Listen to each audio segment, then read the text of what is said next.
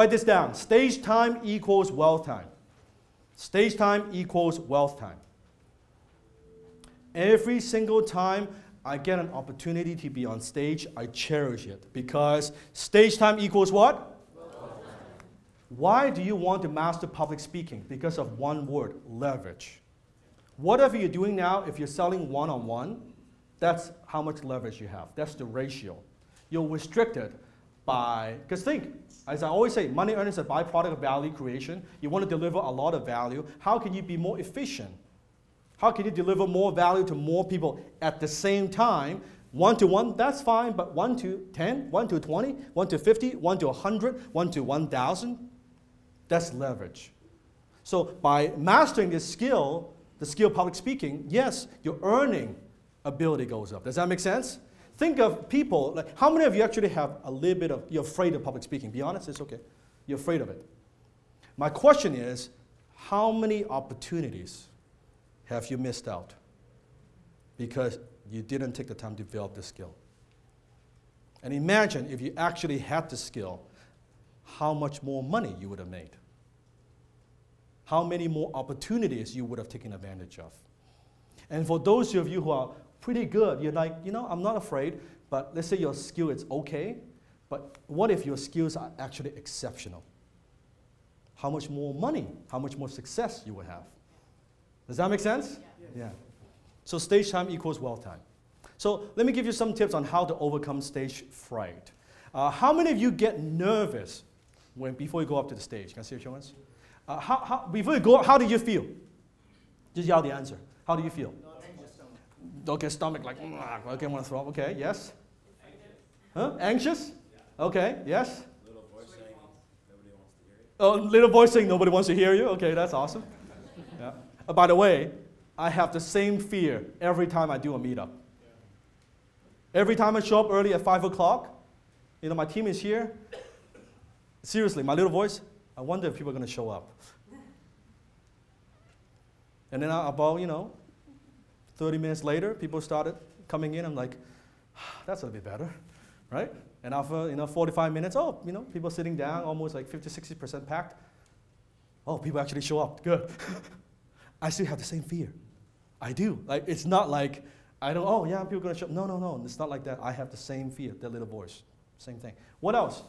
Yes? Worry you forget something? Worry you're going to forget something? The important thing you want to communicate, the important thing you want to say? Yes? What else? Desmond, give me one. Worry you don't talk too much. Worry you talk too much, and you do talk too much, by the way. Listening, right? Yeah, the listening, I was sharing that with you. What else? How else do you feel? Deb, give me one. I don't like when people stare at me. Huh? I don't like when people look at you. Oh, don't like people looking at you. Okay, don't like people looking at you. Now, let me get first of all, here's what doesn't work. The typical advice, people tell you that, you want to picture your audience in their naked or in their underwear, okay? How many of you have heard of that, right? Okay, now, depends on who you're speaking to. It could be either too exciting or too terrified. Both are not good, okay? No, don't picture your audience as in the underwear or naked, it's not good, okay? And it's not like, oh, you want to drink your green tea before, or, you want to do, meditate, and no, I'm not talking about. So let me give you 3, how many? 3. 3 quick mental fixes, what I personally do. Now, nowadays, when I go up to the stage, I don't get nervous anymore. Not one bit. Not like even a little bit, none. And I'll share with you why. So 3 quick fixed mental tricks to deal with stage fright. Very simple. Number 1, focus on the audience, not yourself. If you feel anxious, if you feel the anxiety, if you don't like people looking at you, if you're afraid that you're going to say the wrong things, you're afraid that you don't sound smart enough, you're afraid that nobody's going to show up, you're afraid that nobody's going to listen to you, or you're going to offend somebody, all this stuff, it's what? Yeah, it's about you. It's all internal. Do I look good? Do I sound smart? What are they going to think of me? Are they going to like me? It's all me, me, me, me, me. Does that make sense? Yeah. So stop being so selfish. Don't be so selfish. Focus on the audience. Think if your focus is external, here's why I don't get nervous anymore. Here's why I don't have a music stand. Because I don't care if I say everything I was meant to say, I say perfectly. That's not important for me. Looking good is not important for me. Because I focus on the audience. That's it. My focus is external. Are you getting value? Are you walking away with value? That is it. I don't give a fuck if you like me or not. I truly do not care. I truly do not care. Because it's not my job. My job is to teach and help you grow. You like me, that's nice. You might resonate with the message a little bit more. That's not what I'm here for. That's not what I'm here for. So when that is out of the way, then why would I be nervous? When my focus is not internal. All this stuff, all the fear, all the anxiety, it's you, me, me, me, me, me, me, me, me. You take that out of the way and you focus on just what can I give? What kind of value can I deliver? That's it. Focus on that. The fear disappears. It's all gone. You want to feel nervous, you won't. Because it doesn't matter.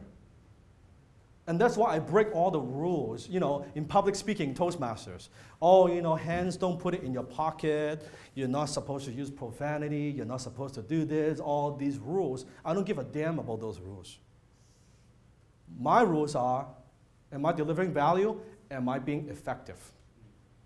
Am I being an effective communicator? Is my message getting through? If it is, I keep doing it. If it doesn't work, the audience, I will know, then I stop doing it. Everything else, I do not care. This is all noise. Does that make sense? Yeah. So don't focus on yourself, focus on the audience. Focus on the audience. What's the objective? Why are you even there? What gives you the right to be on the stage? What are you there to do? If that is clear, everything else is easy. Yes? So here's a little ritual that I go through myself. Now, every time, how many of you have been with me more than 3-6 months now? Okay, you notice every time before we start, where am I? I'm in that room usually. I'll call that my green room. I'm not here socializing. Not that I don't want to socialize. Afterwards, you can ask questions, I'll socialize all you want. But before that, I need some me time. What do I need? I need some me time to focus. So let me share with you my ritual, yeah? What I go through. So in that room, and this is like pretty private stuff, but I'll share that with you. So in that room, what I go through a couple of things. First of all, in order for not to focus on myself, to focus on the audience, I would do a very quick visualization exercise. And here's what I visualize. I'll close my eyes, I will do it like that.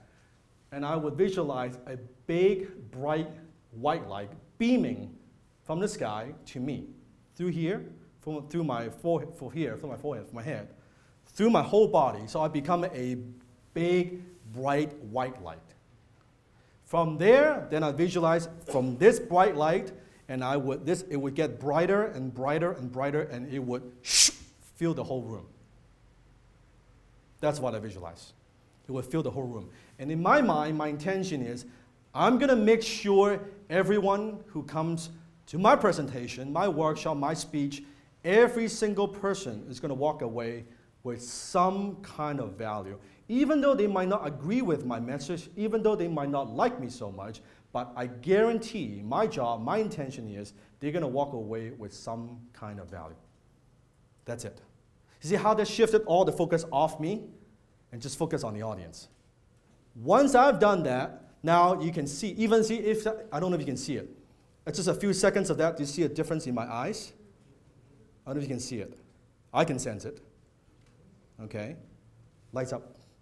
After that, I'm in a different state, right? Now I need to get my what? Energy up. Get my what? Because I want you guys to be excited. If I'm a 5, you guys will be a 2. So how do I get up to a 10? So usually I would like jumping up. You see there, I'm just jumping up and down. My martial background, I'm going to do a little bit of kickboxing, right? I'll do a little bit of that. Now I would jump up and down, and I would deep breathe. And then I would just wait. I'll just wait. And usually I open my arms, because I want to be just relaxed, open. Don't want to be like that, right? It's just open. And I would just wait. And then as whoever is introducing me, let's say Stephen is introducing me, right? And he's talking, I'm there. You don't see it, but I'm there, I'm jumping. I'm going. And then what I do is I would make the switch. What did I do? Make the switch. Because I need to change my state. That's tip number 2. I want to change my, so by doing the visualization exercise, not focusing on myself, focusing on the audience, I've changed my what? State. Fear is gone. Not don't care about looking good. Don't care about sounding smart. Don't care about any of those shit. Doesn't matter. Focus on the audience. Make the switch. How I make the switch is I have my own power move. You got to develop your own power move, whatever it means for you. Here's my power move. So waiting. Stephen doing introduction, I'm there. I'll take a deep breath. When I make the switch, I would just go, I'm ready. So if you can imagine, so let's just do this. So imagine I'm behind the door, right? You guys can see? I'm behind the door. He's doing it. Okay. Yes. Okay. And I go. Then I'm in state. Some of my friends, one of my speaker friends, he does a hawk move. It's like, hoo! He does that. It works for him. He's like, hoo! He'll do it 3 times, and then he would go. Okay? Tony Robbins, that's like, shh, yes, shh. That's Tony Robbins, whatever works for you. But you want to have your own power move, because you can make the switch anytime. You don't want to wait till, you know what? Today I just like, man, I don't feel like it. It's just not my day, man. It's one of those blue days, man. So I'm just gonna go up there and just kind of do my thing and say hi, everybody. Yeah. You don't want to leave it to chance. So every time that becomes my power move, do my thing, visualize, deep breath, I'm jumping up and down, again, just boom. How you can see when I do the move, you can see the shift in energy. Yeah, so that's what I do, right? And then I can do my thing. Does that make sense? Yeah. So your own power move, whatever works for you. Don't have to copy. Try mine, if maybe it's good, but do your own. Do your own. Yeah, like, whoo, you can do that, you can do that, you can, whoo, you can do whatever works for you, right? Whatever works for you, okay? Well, it's kind of weird, because when I was backstage with my friend, he's like, hoo, hoo. It's like, ladies and gentlemen. that is this is the weirdest thing you'll see. It's so funny, you know? Yeah, but that's what he does. It works for him. It works for him. So that's quick fix number 2. Quick fix number 3. Most people, they have stage fright, usually because they're afraid that they're going to deliver a boring speech. They're afraid that they're not going to do a good job. That usually is an indicator that you haven't practiced enough.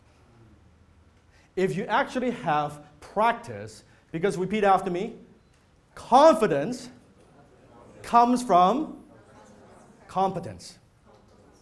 Competence. Confidence comes from competence. If you're good with what you do, if you have skills, you know what? You're not nervous. You just do your thing. If you haven't practiced, rehearsed your speech, and you just go up there and wing it, are you going to get nervous? Yeah, but if you practice it a dozen times, and I recommend record yourself on video.